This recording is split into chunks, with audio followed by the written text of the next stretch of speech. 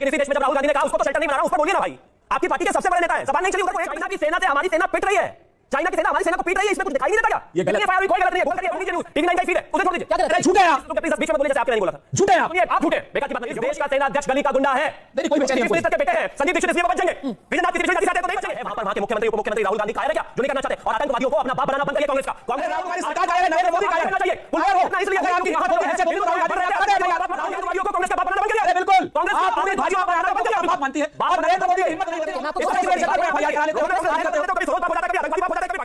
जय श्री राम दोस्तों, कैसे आप? आई होप सारे स्वस्थ होंगे और मस्त होंगे। तो आज का वीडियो काफी जबरदस्त होने वाला है, वीडियो पूरा बने रहना, क्योंकि आज की डिबेट में जो हुआ वो सच में किसी पॉलिटिकल ब्लास्ट से कम नहीं था। बीजेपी नेता विजय शाह के बयान पर बहस क्या शुरू हुई, जैसे ही बात कर्नल सोफिया कुरैशी पर दिए गए विवादित बयान पर पहुंची, माहौल गर्मा गया। लेकिन ठहरिए, असली तूफान तो तब आया जब बीजेपी के तेज तर्रार प्रवक्ता शिवम त्यागी ने मैदान संभाला। उन्होंने साफ कहा विजय शाह ने माफी मांग ली है और जो भी मामला है वो अब कोर्ट में है। लेकिन फिर उन्होंने कांग्रेस को लेकर ऐसा पिटारा खोला कि वहां बैठे कांग्रेस प्रवक्ता सुरेंद्र राजपूत का पारा 7वें आसमान पर चढ़ गया। शिवम त्यागी ने बोलना शुरू किया कि राहुल गांधी का वो बयान भूल गए। संदीप दीक्षित का सेना को सड़क का गुंडा कहने वाला बयान क्या था? वो सेना का सम्मान बढ़ाने वाला बयान था क्या? बस फिर क्या था? जैसे ही शिवम त्यागी ने कांग्रेस नेताओं के बयानों की लिस्ट सुनानी शुरू की, सुरेंद्र राजपूत को जैसे करंट लग गया हो। डिबेट स्टूडियो कुछ पलों के लिए वॉर जोन बन गया। आरोप प्रत्यारोप, गरजती आवाजें और सियासी तीरों की बौछार। हमको देशभक्ति की परिभाषा मत सिखाओ शिवम त्यागी, कांग्रेस ने बलिदान दिए हैं इस देश के लिए। भाई साहब कहना पड़ेगा, ये डिबेट नहीं, एकदम पॉलिटिकल थ्रिलर था। ऐसे डिबेट सिर्फ खबरों में नहीं, इतिहास के पन्नों में लिखी जाती है। तो अगर आपने ये डिबेट नहीं देखी है, समझिए आपने बहुत कुछ मिस कर दिया है। अपनी राय कमेंट में जरूर बताओ, क्या शिवम त्यागी ने सही किया? अब आपका ज्यादा समय न लेते हुए शुरू करता हूं इस धमाकेदार डिबेट को। चालू करो बे। सबसे पहला सवाल आपसे है शिवम त्यागी, प्रवक्ता भारतीय जनता पार्टी, और वो सवाल पूरा देश ही पूछ रहा है कि आज के दिन भी विजय शाह क्यों मध्य प्रदेश की सरकार में मंत्री? पद्मजा जी, मैं मानता हूं कि विषय ऑलरेडी जो है हाईकोर्ट में है और उसको लेकर सुप्रीम कोर्ट में भी उन्होंने एक अपना पक्ष रखा है और पक्ष को लेकर उन्होंने कहा है कि जो हुआ है वो कहीं ना कहीं गलत है और मैं पूरे तरीके से इसको जिम्मेदारी लेते हुए माफी मांगता हूं। मैं बहन कर्नल सोफिया के बारे में इस तरह की बातें कर ही नहीं सकता। एक आम भारतीय से उठकर बड़ी वो भारतीय हैं और जिस तरीके का शौर्य और पराक्रम का काम उन्होंने किया है, मैं उन पर गौरव करता हूं। इसी के साथ अगर यही बात कांग्रेस पार्टी सिद्धरामैया के बारे में बोलती तो आप मान जाते, आप कहते बहुत अच्छी बात है। चलिए, सिद्धरामैया ने जो बोला ऑपरेशन सिंदूर के बारे में, उन्होंने माफी मांग लिया, आप सब भूल जाते हैं। आप मानते क्या? दिसंबर 2022 नहीं, आप व्हाट अबाउटरी मत कीजिएगा। व्हाट अबाउटरी नहीं है। दूसरी बात, इस देश में जब कोई इस तरह के बयान देता है तो उनका बयानों का बयानों से ही कंपैरिजन होगा। ये कोई व्हाट अबाउटरी नहीं है। और मैं दिसंबर 2022 की जब आपसे बात कर रहा हूं तो मैं इस देश के सबसे बड़े नेता और एक और बड़े नेता के बारे में बात कर रहा हूं जिन्होंने कहा था कि सेना पिट रही है और चाइना की सेना जो है उनको पीट रही है। इस्तीफा मिला आपको क्या? उन पर एफआईआर मिली आपको क्या? उस पर कोई सवाल जवाब हुआ? नेता का नाम है राहुल गांधी। नेता का नाम है राहुल गांधी। आप उन पे सवाल उठाते हैं। सवाल उठाऊंगा। मैं तो कहता हूं मेरे नेता ने माफी मांग ली, मेरे नेता ने माफी मांग ली। संदीप दीक्षित ने कहा कि जनरल विपिन रावत को लेकर के वो गली का गुंडा है 2017 नवंबर में। मैं ये नहीं गिनाऊंगा तो क्या गिनाऊंगा? मैं बताइए आप मुझे। मैं बिल्कुल कहता हूं कि जो कहा गलत नहीं कहा जाना चाहिए, बर्दाश्त से बाहर, बिल्कुल एक्सेप्टेड नहीं है। बड़ा क्रॉस द पार्टीज अगर सब ये कह रहे हैं तो सब पर एफआईआर होनी चाहिए और मैं सबसे पहले कहने वाला हूं कि हां उन पर एफआईआर भी हो और वो जेल में भी जाएं। लेकिन कहिए ना इसको कलेक्टिवली रिस्पांसिबिलिटी लीजिए। कलेक्टिव रिस्पांसिबिलिटी होनी चाहिए, इसलिए सवाल तो लेकिन मैं तो दोनों से सवाल पूछूंगी, इससे आज सवाल का जवाब देने का टर्न आपका है और सवाल फिर भी बनेगा। मैंने आपसे सवाल पूछा, उनको बचाने की कोशिश क्यों की गई शिवम त्यागी? और ये मैं नहीं कह रही, है मध्य प्रदेश हाईकोर्ट कह रहा है, इनको बचाने की कोशिश क्यों की गई? बिल्कुल नहीं, मैं मानता हूं कि बिल्कुल बचाने की कोशिश नहीं की गई है। सुप्रीम कोर्ट में जाकर उन्होंने अपना पक्ष रखा है। हम बिल्कुल भी इस बयान का समर्थन नहीं करते। सेना को लेकर इस तरह का कोई भी बयान नहीं होना चाहिए। सुप्रीम कोर्ट ने कहा है कि सीनियर नेता को इस तरह के बयान देने से बचना चाहिए। यह अपने आप में बेहद गलत है, हम इसको नहीं सुनेंगे। कल इस पर सुनवाई होगी। लेकिन उन्होंने अपनी माफी की भी बात बताई। एट द सेम टाइम बस मुझे इतना बता दीजिए, इसी देश में कर्नाटका है, इसी देश में मध्य प्रदेश है, इसी देश में कोतुर मंजुनाथ है, इसी देश में विजय शाह है। कोतुर मंजुनाथ पर कितनी एफआईआर हो गई? अरे एक ही देश है, एक ही लोकतंत्र है और पार्टियां अलग अलग है, राज्य अलग अलग है, तो दो पैमाने अलग अलग क्यों है? हमने तो एफआईआर कर ली, बराबर वालों को तो जो ही नहीं देंगी, वो तो अभी तक एफआईआर छोड़ो, बात करने को तैयार नहीं है उस पर।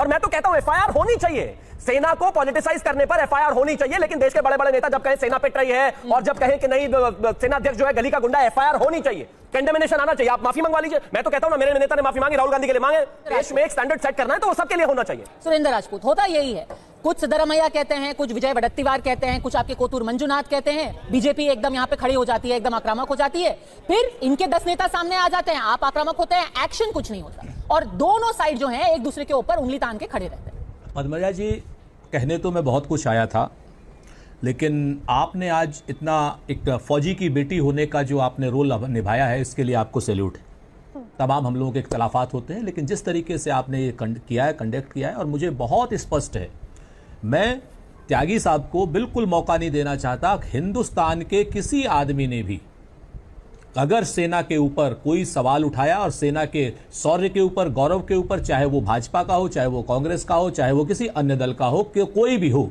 उसके खिलाफ समान रूप से कार्रवाई होनी चाहिए उसकी गलती के हिसाब से।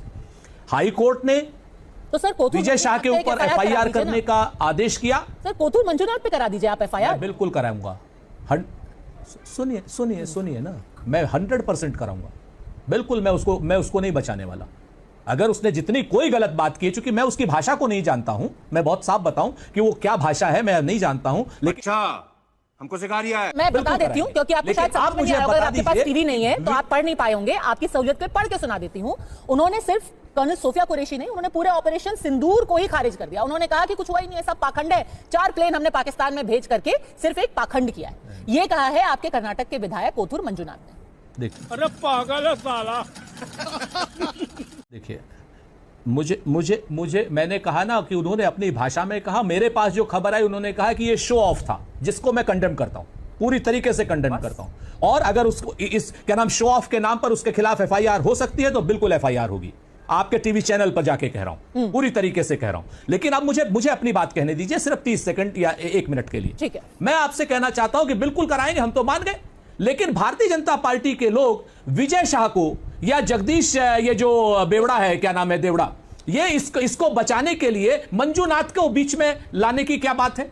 क्या एक गलती के पीछे छुप करके दूसरी गलती सही हो जाती है? क्या किसी आदमी को ब्लेड लगा और किसी आदमी की जान आपने ली, या आपने सेना में हिंदू मुसलमान किया, सेना की वर्दी को दागदार किया, सेना में एक जो देश की बेटी है उसके लिए आपने इस तरीके के शब्द इस्तेमाल किए, और उसके 48-72 घंटे में भी सेना के शौर्य के नाम पर राजनीति करने वाले भारतीय जनता पार्टी, जिन्होंने कहा था कि पुलवामा के शहीदों पर पहला वोट होना चाहिए, उस भारतीय जनता पार्टी ने अभी तक विजय शाह के खिलाफ कोई कार्रवाई नहीं की। इंतजार कर रहे थे कि कोई मंजूनाथ कांग्रेस का आए और हम उनके पीछे छुपे, कोई समाजवादी पार्टी का नेता आए हम उसके पीछे छुपे। मेरा यह मानना है कि आज जो जगदीश देवड़ा है और आज जो विजय शाह है, यह अलग केस है, और इस केस के खिलाफ भारतीय जनता पार्टी को कार्रवाई करनी चाहिए, और मंजूनाथ के खिलाफ जो भी कठोर से कठोर कार्रवाई हो सकती है वो कर्नाटक सरकार को। लेकिन भारतीय जनता पार्टी के लोग विजय शाह और ये लोग पीछे क्यों छुपना चाहते हैं? पीछे को बर्खास्त क्यों नहीं कर रहे, देशद्रोही क्यों नहीं कर रहे, जेल क्यों नहीं भेज रहे? चलो भाई देखो अब मैं क्या करता हूं। मैं एक चीज कहना चाहता हूं कि शत्रुमुर्ग की तरह जो है धरती में रेत में सर छुपाकर बचने की कोशिश से बच नहीं पाओगे। कोथूर मंजूनाथ को मैं बिल्कुल ढाल नहीं बना रहा हूं, कि इसी देश में जब राहुल गांधी ने कहा उसको तो शेल्टर नहीं बना रहा हूं, उस पर बोलिए ना भाई। आपकी पार्टी के सबसे बड़े नेता हैं, जबान नहीं चली उधर को 1% भी। अरे चाइना की सेना से हमारी सेना पिट रही है, चाइना की सेना हमारी सेना को पीट रही है, इसमें कुछ दिखाई नहीं देता क्या? ये गलत एफआईआर हुई, कोई गलत नहीं है। गूगल करिए, और गूगल की आवश्यकता नहीं है भाई, जाकर पढ़ लीजिए न्यूज, TV9 का ही फीड है, उसे छोड़ दीजिए। क्या गलत? अरे झूठे हैं आप, प्लीज 10 बीच में मत बोलिए जैसे आपके मैं नहीं बोला था। झूठे हैं आप, सुनिए आप झूठे हैं, बेकार की बात मत कीजिए। गूगल हवा निकल गई। गूगल कीजिए, मैं कहता हूं देश करे, TV9 के दर्शक करे, उसे भी छोड़। आप झूठे हैं। इस देश की मतलब पूरी तरीके से भारतीय जनता पार्टी का एक आदमी बीच में नहीं, ये बेचैनी नहीं, इस देश का सेना अध्यक्ष गली का गुंडा है। नहीं कोई बेचैनी चीफ मिनिस्टर के बेटे हैं संदीप दीक्षित, इसलिए वो बच जाएंगे। विजयनाथ किसी पिछड़ी जाति से आते हैं तो नहीं बचेंगे। मैं तो कहता हूं करिए ना एफआईआर, क्यों नहीं करते भाई? और बोलिए, कम से कम 30 सेकंड तो राहुल गांधी के बारे में बोलिए। मैं गलत नहीं बोल रहा हूं, मैं दिखा सकता हूं, बोलिए 2 शब्द। आप राहुल गांधी पर बहुत ज्यादा बोल रहे हैं। क्या मैं भारतीय जनता पार्टी के विद्वान प्रवक्ता से पूछ सकता हूं, क्या नरेंद्र मोदी जी कायर हैं, अमित शाह जी कायर हैं, या पूरी भारतीय जनता पार्टी कायरों की जमात है कि अगर क्या नाम राहुल गांधी ने सेना के खिलाफ कुछ बोला था तो उनके खिलाफ एफआईआर नहीं करा पाए ये लोग? सरकार इनकी है, क्या नाम पुलिस इनकी है, कानून व्यवस्था इनकी है, एक भी एफआईआर कराई क्या इन्होंने? इस राह पे तुम चल रहे हो बेटा, एक दिन पूरी तरह फंसोगे।